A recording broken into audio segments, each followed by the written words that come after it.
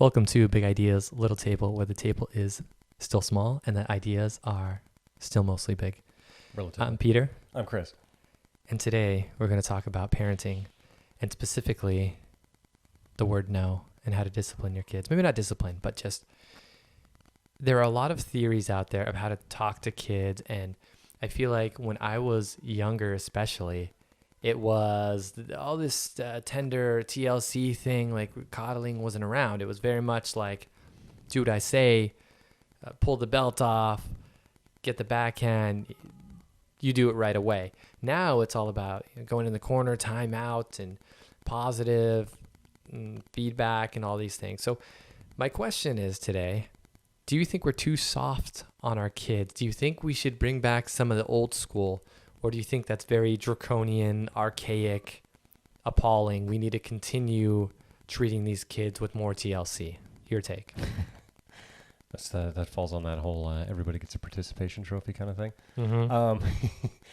Well, when I grew up similarly, where my mom had a wooden spoon, and I kid you not, she kept it in a little jar on the table or on the counter, and that thing coming out of there, I swear it was a sword coming out of the sheath. I was like, I mean, I'm 6'4", my mom's 5'10", and I was afraid. I'm still afraid of her, and I mean, she like, and now when my wife like has a wooden spoon there, she'll pull it out to cook, and I reflexively tense up, whole butthole puckering, so to speak.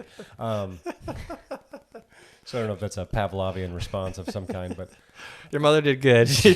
Your mom and her are probably just sipping on tea like, hey, thanks, mom-in-law. watch this. Shing. Oh, God. But with my own kids, I have my brother and his wife.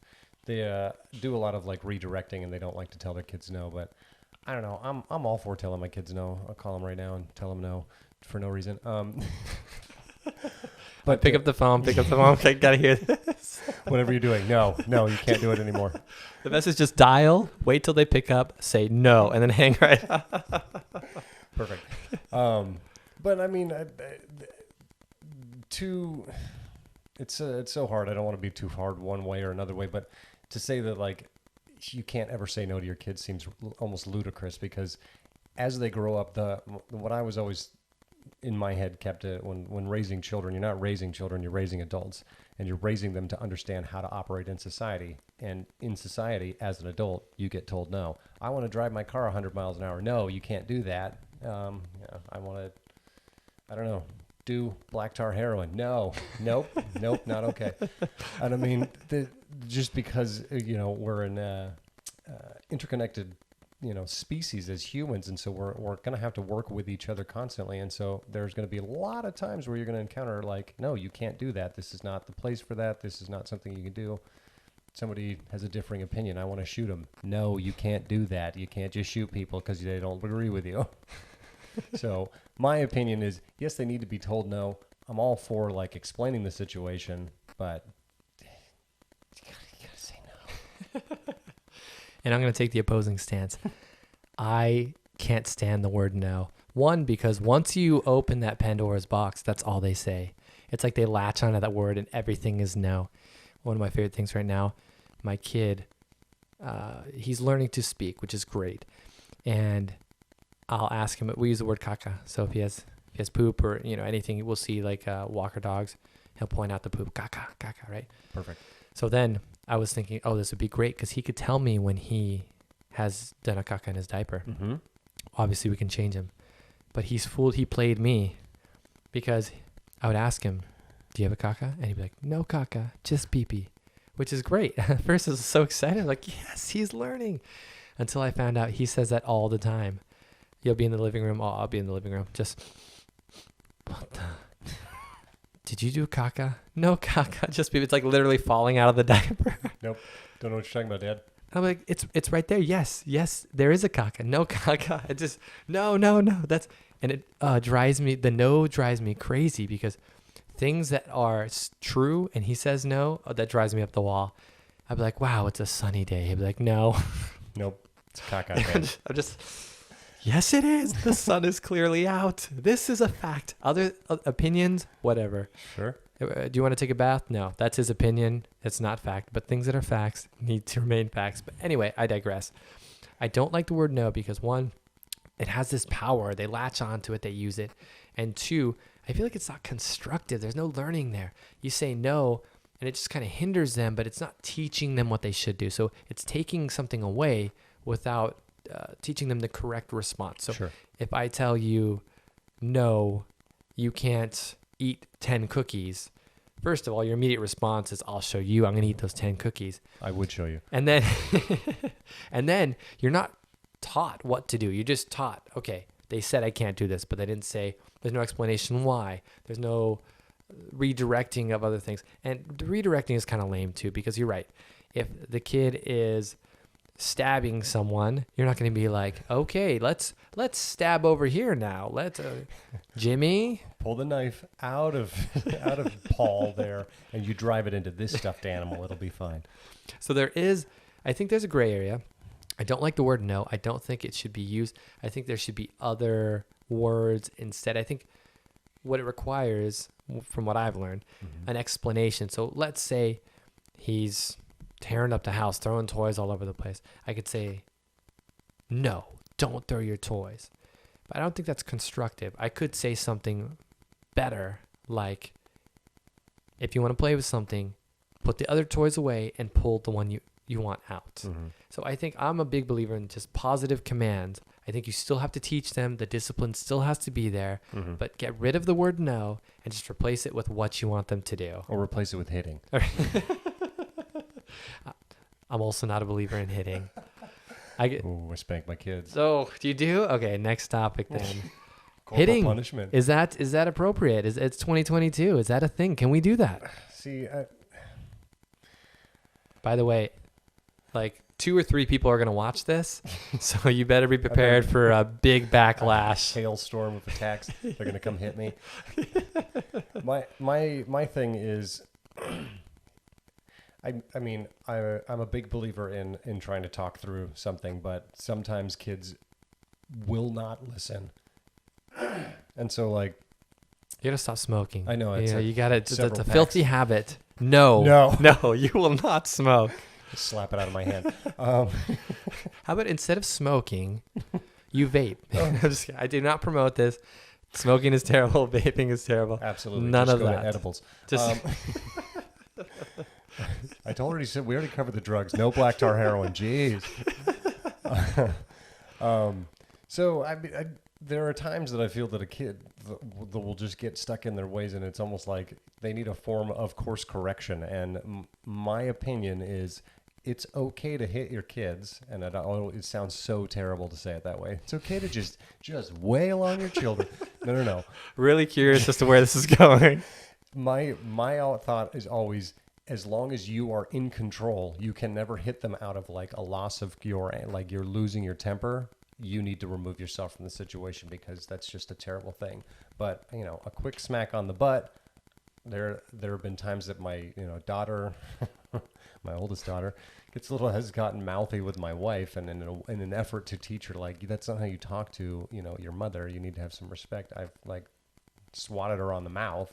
Again, I'm not hitting her to like give her like a black eye or puffed up lips, but I smacked her on the lips enough to shock her into going, this is not how we act. This is not how you react or speak with your mother. You need to display some level of respect to her. I like the point you made. I think that's one that we don't often think about the way the response, the action is being relayed. It's not out of anger. This isn't a spontaneous reaction. This is a thought out, methodical thing that we're doing to stop one action and start another. So I'm okay with that. I would never support hitting. I still wouldn't do it. But I like the way you explain it, because it's much less of an aggressive, commanding, domineering action just out of rage, and one that is strictly used for teaching. My perspective is, now I have young kids, so this could change. I could do another video in a couple of years. You just like, I whipped the out of these kids. The wooden spoon, get the wooden spoon. I have 2 wooden spoons with like little holsters. Things could change right now. Sure. I'm in the corner of, I will never hit my kids. I will just use the voice. Yeah, the dad voice. I'm going to bring out that deep dad voice. Listen, you're Hey! That's it. Hey! Comes from the diaphragm. Just- really barks out of there. And then just the look. I keep hoping the look will work, but the kids are getting... That doesn't look? No, I mean... Try it. You gotta look like you don't even know what you're about to do. It throws them off. He's crazy. He's crazy. So that's what I do. I do quick. Hey. Yeah. I look at him real stern and I say, I don't want to ever see. And then I explain. Sure. So that's my version of immediate pausing of the action. It gets them to think. They stop that. They're like, okay, what's happening? Mm-hmm. I say, this is incorrect. This is not appropriate behavior. And then I quickly begin the teaching session of this is the behavior we want. So I think it's important to stop it. That's why I like your quick little, I'm trying to think of a euphemistic way of saying this, light graze of the child. Yeah. Just gonna bring it back to reality. Sure. I don't use the ring hand. I'm left-handed too. So. But I think the teaching is important. So whatever you believe, I think the biggest thing is to teach the kids, whether that's teaching them new behaviors, how to react in certain situations, instead of just, no, we don't do that. It's kind of like going back full circle. When you say no and you don't offer any suggestions, it just tells them what they shouldn't do, but they don't know any behavior. They only know they've been punished. Yeah, and I mean, I agree that there needs to be some level of teaching there, but I feel like the very nature of children is almost to push limits, and that's what they're always looking for. Is they're looking for how far can I go with any given behavior? How much can I push this limitation? Because one of the things I always say to people who have kids who understand, like, you hate your children. You love them because they're your children, and you will literally die for them. But you also hate your kids because they literally are trying to find where your limit is and where you can be pushed as a human being until you absolutely fray and completely come unhinged and lose your mind, and then you just hit them. Not out of rage. We discussed this. I mean, what? I blacked out. I'm so sorry. I'll finish this with a final thought. I was having a conversation with my optometrist. Naturally. Did you hit him? I hit him across. He was like, negative 3.75. I was like, I don't think so. Hey. Try again. Hey. Dad voice, evil glare. I don't ever want to hear you say that again. Fantastic. But I was having a conversation with my optometrist, and he brought up a hilarious point that I think of to this day. We were just talking about our kids. They were around the same age. And he said, having children is the most toxic relationship you'll ever have because it's the only one that they take and they give very little, and they change your mind. You know what I'm saying? Mm-hmm. They do terrible things. Buddy, I said, don't take those toys out. What do? They rip the toys out. They throw them all over the place. Please don't hit me. What does he do? Smacks you across the face. And then a second later, they're crying and you got to hold him. It's all okay. Daddy loves you. Oh, I'm sorry. So now you have this conflicting idea of what love is. They're hitting you. They're being naughty. They're disobeying. But then that's our misconception of that's love. That's how I receive love from my child. So it's so funny to think about just how toxic that relationship is. But to finalize it, how deep of a bond you can have that no matter what they do, you still love them at the end of the day. And honestly, I find that's the thing that befuddles me. At the end of the night, I see this little boy sleeping. I think of all the hell he's put me through all day, and just